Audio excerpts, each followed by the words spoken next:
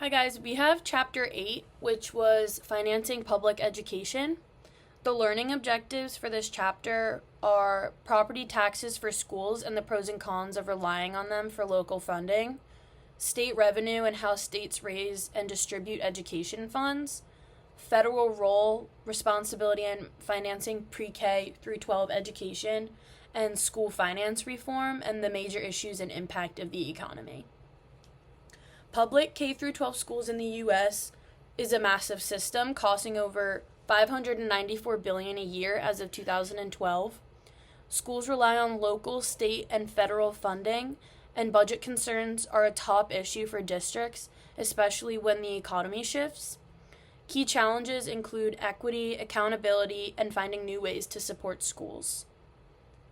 The local resources and disparities.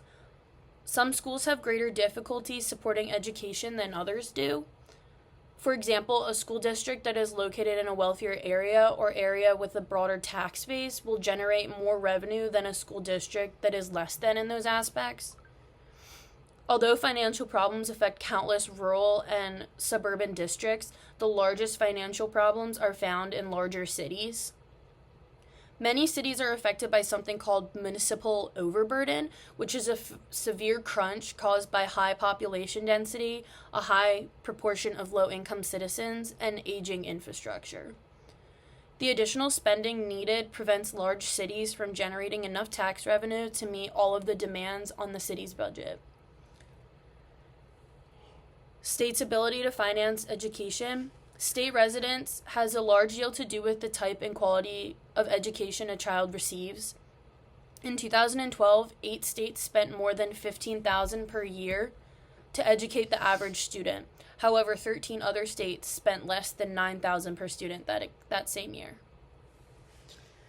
The courts and school finance reform, Serrano v. Priest and San Antonio v. Rodriguez are key cases in the reform, with making sure that students have equal opportunities no matter if they are in low-income or high-income schools.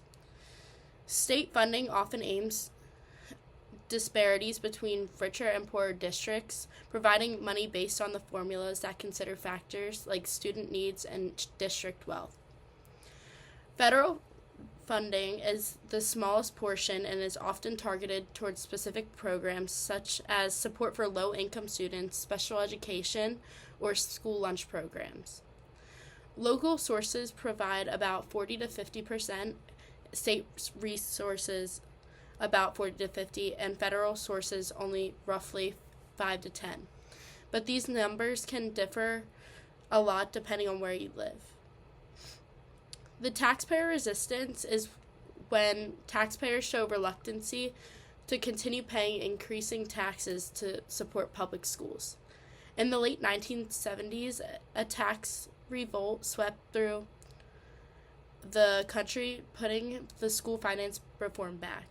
In the 20th century, the movement emphasized the need to improve education. Taxpayers agreed, but they wanted to know what they would be spending their dollars on. The accountability movement is what I'll be talking about next. In this chapter, accountability means holding teachers, administrators, and school board members responsible for students' performance and wise use of educational funds. Teachers have to meet a standard of competency, and administrators have to demonstrate their efforts improving the academic achievements.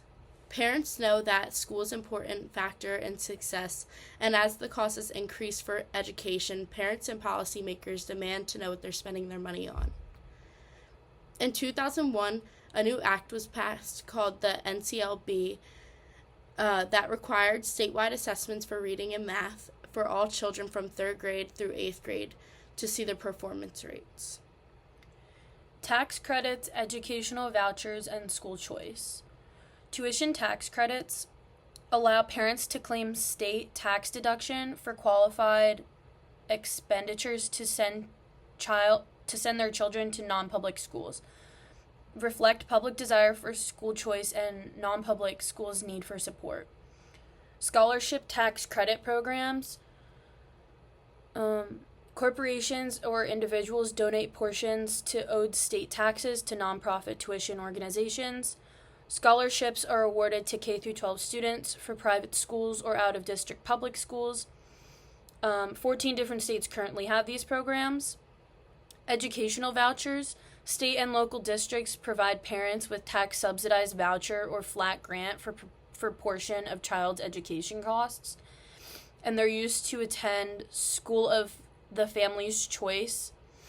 In 2013, 13 states, including or plus DC, had voucher programs, and bills were introduced in 40 different states to fund non-public schools.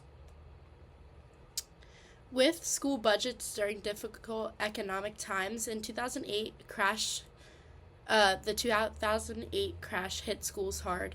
Money from taxes dropped and homes were worth less, so schools got less cash. They couldn't raise taxes, so they cut spending, like 3% less on teaching in 2011 through 12. By 2014, 35 states spent less per kid than before the crash.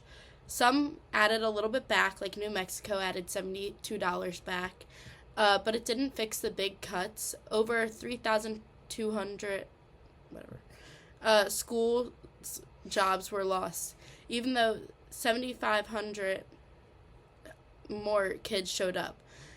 States like Oklahoma and Alabama cut over 20% students.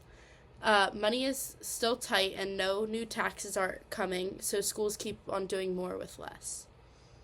School infrastructure and environmental problems.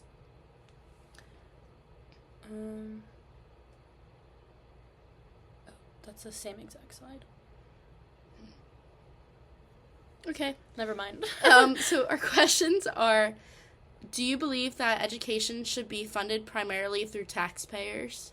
And the second question is, when should the government step in and take over funding for schools to ensure every school provides equal learning opportunities?